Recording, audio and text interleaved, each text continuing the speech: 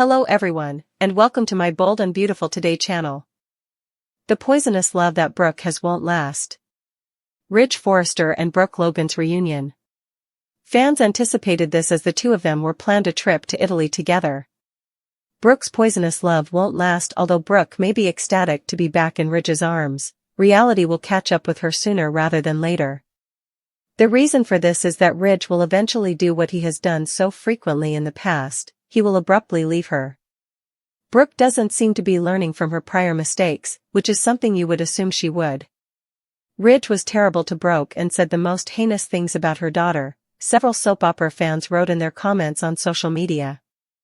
Then, after telling her to essentially toss her and Beth out, he essentially asked that she choose between him and Hope. What will happen to Brooke Logan next? They stretch these stories for months with hardly any nuance and then poof done, observed another critic. The sole distinction is that this bridgeation provided us with an excessive amount of arrogant, condescending bridge sequences in which Brooke repeatedly begs Ridge to take over as CEO. I have to act like it's a satire in order to watch the show. Then there was this comment as well. I realize this won't be a popular statement, but as long as this soap opera is on, Ridge will continue to break up and rejoin. Their parts represent the Romeo and Juliet star-crossed lovers motif that was present from the outset. Ridge and Brooke's awkward reunion. Ridge Forrester and Brooke Logan will have a tense reunion. As Ridge returns to Los Angeles, viewers can anticipate that Taylor Hayes will also be dealing with a torn fiancé. Eric Forrester will work alongside Ridge and Brooke at Forrester Creations. After all the commotion in Italy, that will allow the three of them to get back in touch with Donna Logan Forrester and Katie Logan. Naturally, Brooke's recovery from her boat accident will be appreciated by Katie and Donna. If Ridge hadn't acted quickly to save the day, Brooke might have died. Ridge's quick thinking will undoubtedly be appreciated by Donna and Katie when Brooke compliments him in Wednesday's B&B episode. In addition to being grateful, Eric hopes that Brooke's near miss served as a reminder of how much Ridge stands to lose. Ridge's situation will be a little more difficult, though, as he will have to choose between his engagement to Taylor and his long-term love for Brooke. It won't be so simple to disregard that and break Taylor's heart because Ridge committed to marrying her again and living together for the rest of their lives.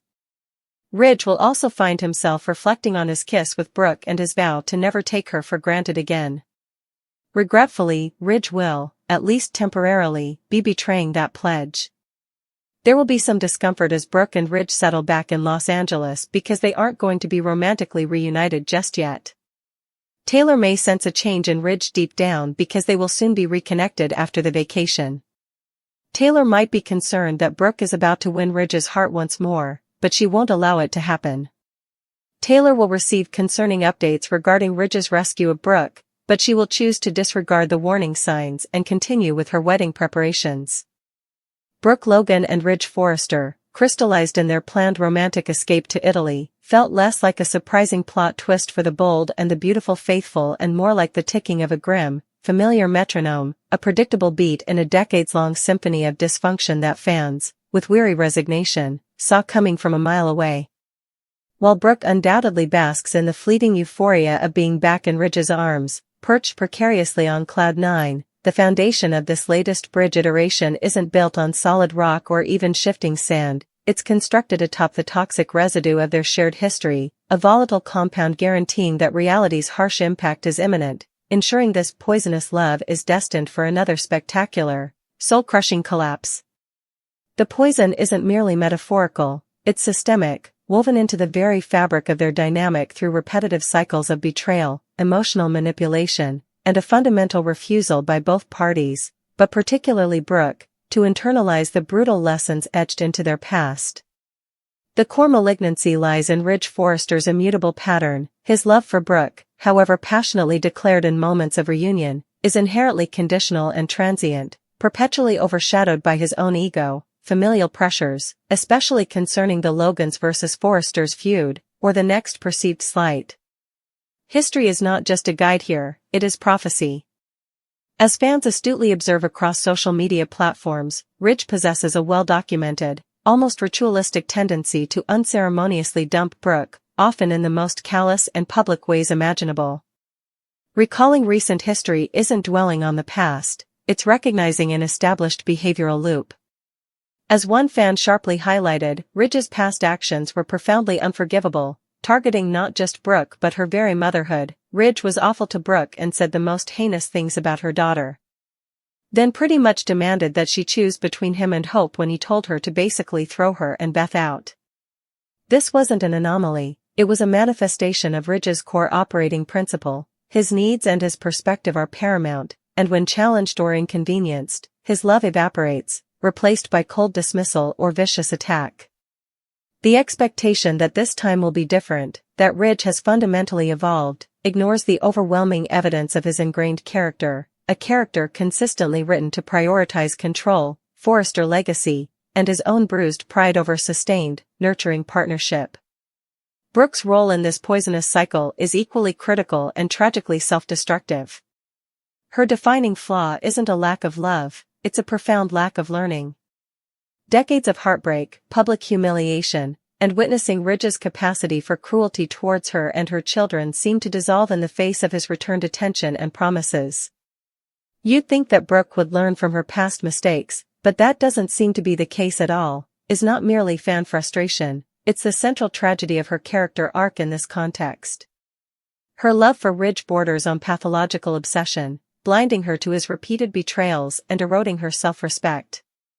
The reunion leading to Italy was less a mutual rediscovery and more, as another viewer bitingly described, a spectacle of Brooke begging at Ridge and explaining the same taking over as CEO thing over and over. This image, Brooke in a position of supplication, endlessly justifying herself, rehashing the same corporate power plays that have fueled their conflicts for years, is the antithesis of a healthy, balanced relationship. It showcases her desperation to reclaim the idea of Ridge, the fantasy of Bridge, rather than confronting the deeply flawed reality of the man and the corrosive pattern they inhabit. Her return to him, especially after the unforgivable insults hurled at her daughter Hope, signals not romantic triumph, but a surrender to a toxic addiction, prioritizing the temporary high of reunion over the hard-won dignity and boundaries she occasionally glimpses but never solidly maintains. She mistakes Ridge's temporary presence for permanent devotion, ignoring the volatile cocktail of external pressures, Sheila Carter's manipulations, Steffi's disapproval, Thomas's schemes, Eric's health, Bill's lingering presence, and Ridge's internal instability that inevitably triggers the next rupture. Furthermore, the narrative structure of The Bold and the Beautiful itself actively works against the longevity and authenticity of this reunion, contributing significantly to its poisonous nature. The show's survival hinges on perpetual conflict, and Bridge is its most reliable engine. As one disillusioned viewer pointed out, they stretch these stories for months with hardly any nuance and then poof done. This stagnation is palpable. The reunion wasn't earned through meaningful character development or resolution of core issues, it was a plot point arrived at after months of repetitive arguments, manipulative schemes, often involving Douglas or Hope Liam Steffi Thomas, and manufactured misunderstandings. The lack of nuance is key, the complexities of forgiveness, rebuilding trust, and establishing new relationship dynamics are sacrificed at the altar of maintaining the familiar, destructive status quo. This repetitive stretching drains the reunion of any genuine emotional weight or romantic satisfaction. It feels hollow, a placeholder until the writers decide to reignite the inevitable conflict. This artificiality fuels the perception, voiced by another fan, that I can only watch the show if I pretend it's a parody. The endless cycle of Brooke's explanations, Ridge's smug dismissals followed by grand gestures, and the constant corporate maneuvering under the guise of romance becomes absurd when viewed through the lens of decades of repetition. The reunion isn't presented as a fresh start, it's presented as the latest rerun in a tiresome series, robbing it of sincerity and making the impending breakup feel like a scripted inevitability rather than an organic outcome of character choices. The poison here is also the narrative exhaustion, the audience's weary certainty that no matter how blissful Italy seems, the same old toxins are merely dormant, not eradicated. Yet, acknowledging this poisonous cycle's inevitability doesn't negate the truth embedded in another fan's observation. I know this won't be a popular statement, but Bridge will continue to reunite and break up as long as this soap continues. Their roles symbolize a Romeo and Juliet star-crossed lovers theme that started from the beginning. This is the tragic core of their poisonous love. They are the show's foundational star-crossed couple, the original Logan-Forrester divide providing the initial forbidden fruit allure. That dynamic, however, has long since curdled.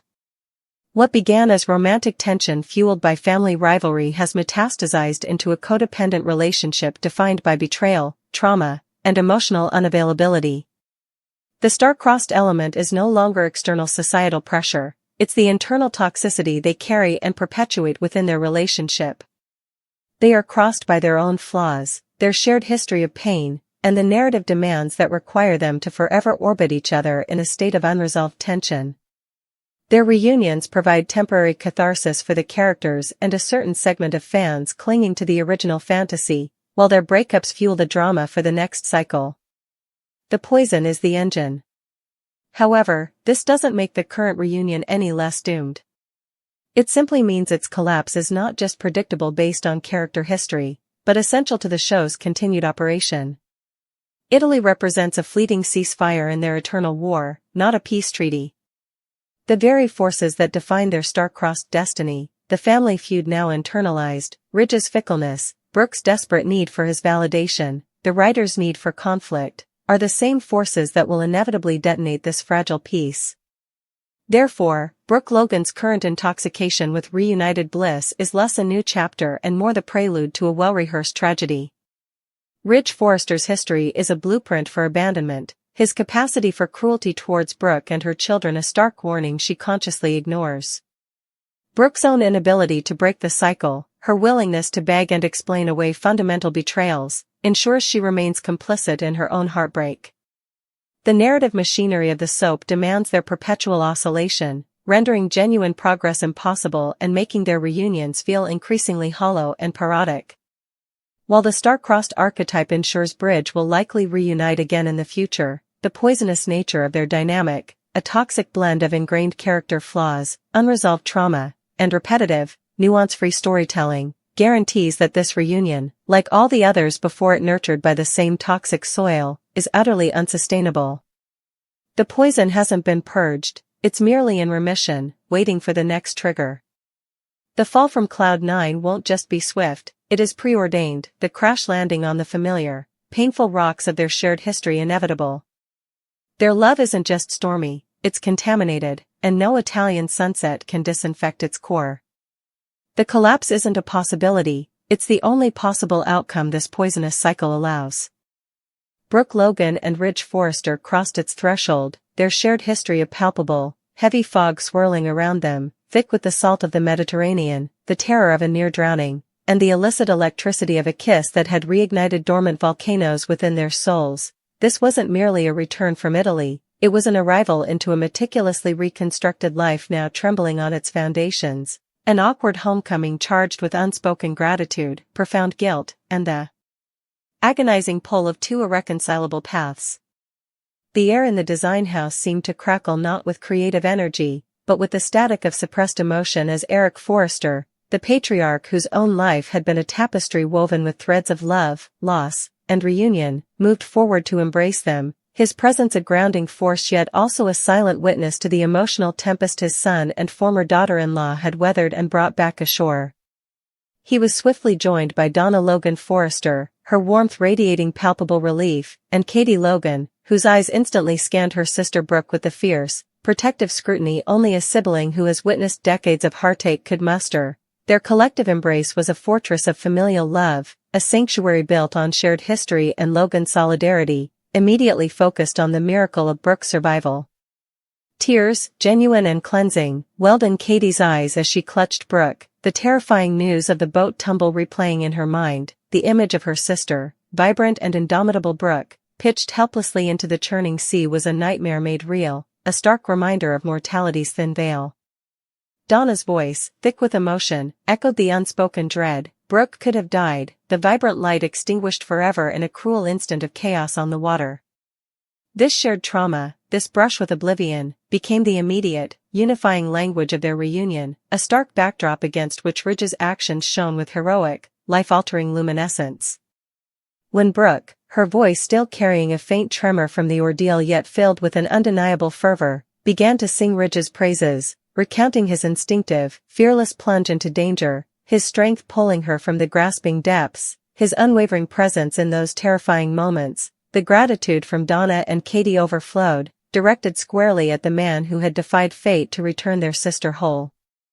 Their thanks were effusive, heartfelt, a balm on the raw nerves of the journey, acknowledging not just the physical rescue but the preservation of their world as they knew it. Eric, his own eyes glistening, added his deep appreciation, his hand resting firmly on Ridge's shoulder, a gesture laden with paternal pride and profound relief, silently hoping that Brooke's terrifyingly close call, this visceral confrontation with loss, would serve as the ultimate, irrevocable reminder to Ridge of the staggering magnitude of what he truly stood to lose forever if he allowed the complexities of his heart to lead him astray once more, the love, the history, the very essence of what had bound him and Brooke across decades.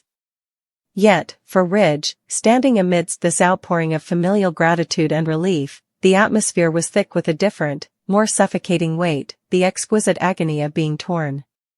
The sincere thanks, the palpable love directed at him for saving Brooke, felt like shards of glass scraping against the fragile commitment he had so recently made. His engagement ring felt suddenly cold and heavy, a brand searing his skin, a symbol of the promise whispered to Taylor Hayes, a vow to remarry, to finally lay their tumultuous past to rest, to build a calm, committed future together, a promise now horrifically juxtaposed against the primal, undeniable pull emanating from the woman whose life he had literally held in his hands. The memory of Brooke in the water, vulnerable and trusting, fused violently with the memory of their kiss, a moment of pure, unadulterated connection that had ripped through the careful layers of resolution he'd built with Taylor, a damning testament to an enduring love that refused to be extinguished, merely banked. He had promised Brooke, in the raw, emotional aftermath of the rescue, with the taste of salt and fear still on their lips, that he wouldn't take her for granted again, a vow echoing through the years of their cyclical romance. Now, standing in the familiar opulence of Forrester Creations, surrounded by family yet feeling utterly exposed, Ridge knew with a sickening certainty that he was poised to break that promise, if only temporarily, a betrayal not just of Brooke's fragile hope but of his own fleeting moment of clarity. The chasm between his enduring, complex love for Brooke, a force as deep and relentless as the ocean that had nearly claimed her, and his commitment to Taylor, a commitment representing stability, forgiveness, and a future he thought he wanted, yawned wide within him, a void filled with paralyzing indecision and corrosive guilt.